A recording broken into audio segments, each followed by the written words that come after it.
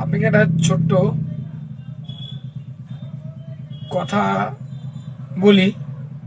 এখনকার দিনে মানুষের মধ্যে দেখবেন বিচার হয় যে একটা অনুষ্ঠান বা আত্মীয় স্বজন বা তার গার্লফ্রেন্ড বয়ফ্রেন্ড, তাদের মধ্যে একটা বিচার হয় জিনিসপত্রের গিফট দিয়ে আনিয়ে, সে কত দামি গিফট দিল।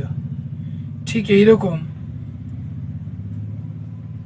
সীতা রাম যখন বনবাস থেকে ফিরে আসে তখন সবাই তাদেরকে কিছু না কিছু গিফট দিচ্ছিল। সেই সময় দাঁড়িয়ে বিভীষণ সীতাকে একটা মুক্তোর হার দিয়েছিল।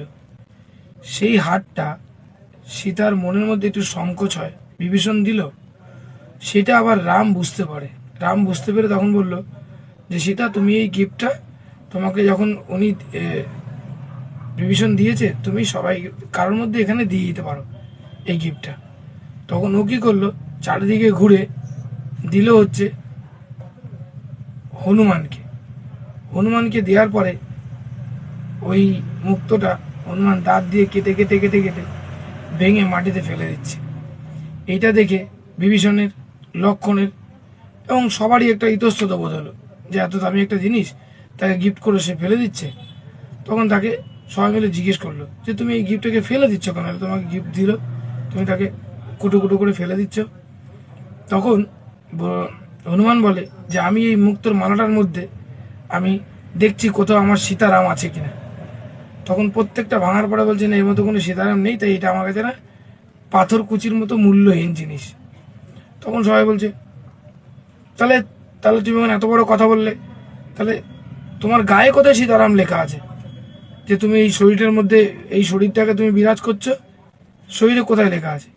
তখন ওই কথা শুনে তখন হনুমান বুক চিরে দেখায় যে আমার সীতা আর রাম আমার বুকের মধ্যে আছে।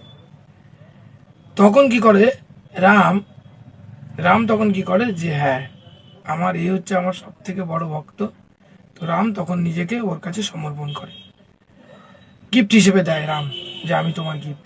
সো আর বর্তমান যুগে দেখেন যে এই গিফটের দিকে তাকিয়ে মানুষ মানুষের মূল্যবোধ করে এবং তাদের সম্পর্কের তুলনা করে যে কে কত আমার আপন এই গিফটে।